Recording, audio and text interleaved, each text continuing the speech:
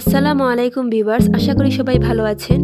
আজ আমি আপনাদের সামনে নিয়ে এসেছি পেঁপে ভর্তা রেসিপি। একটু অন্যরকম রেসিপি এইটা। প্রথমে আমি সামান্য পরিমাণ তেল দিয়ে দিচ্ছি। এখন তেলের মধ্যে শুকনো মরিচ 5 থেকে 6টি দিচ্ছি। যে যেভাবে ঝাল খেতে পছন্দ করেন সেই অনুযায়ী মরিচ দিবেন।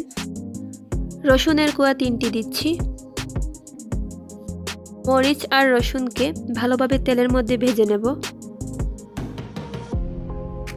ভাজার সময় খেয়াল রাখতে হবে রসুন যেন পুড়ে না যায়।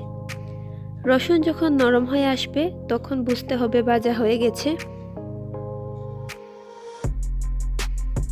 এই তেলের মধ্যে পেঁয়াজ কুচি 1/2 কাপের মতো দিয়ে দিলাম। পেঁয়াজগুলো প্রথমে দেইনি কারণ পেঁয়াজ ভাজতে সময় কম লাগে।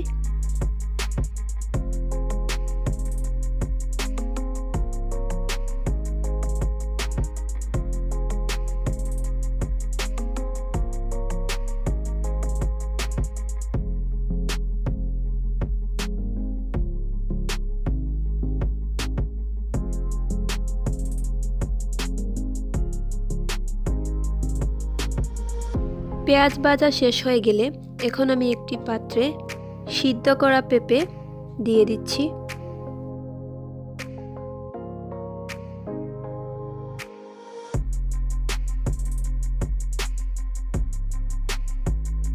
হাফ চামচের মতো ধনে গুঁড়া দিলাম। সিদ্ধ পেঁপেগুলোকে ভালোভাবে চটকে নেব।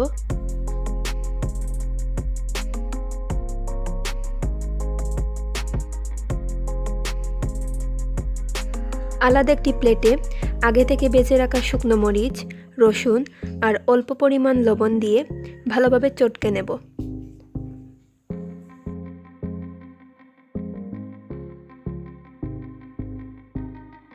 ভর্তার স্বাদ তখনই দ্বিগুণ হয় যখন সব উপকরণগুলো পুরোপুরি মিক্স করা হয়।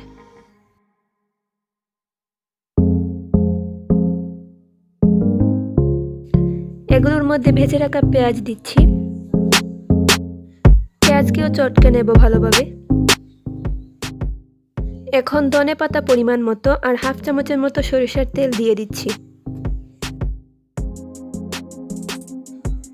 সিদ্ধ করা পেঁপেগুলো দিয়ে দিচ্ছি।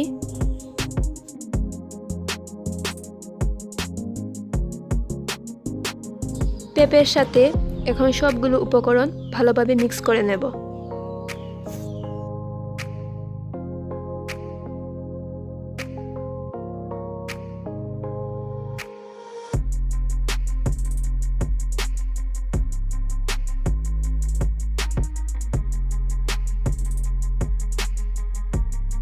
তৈরি হয়ে গেল খুব সহজেই মজাদার এবং সুস্বাদু পেঁপে ভর্তা।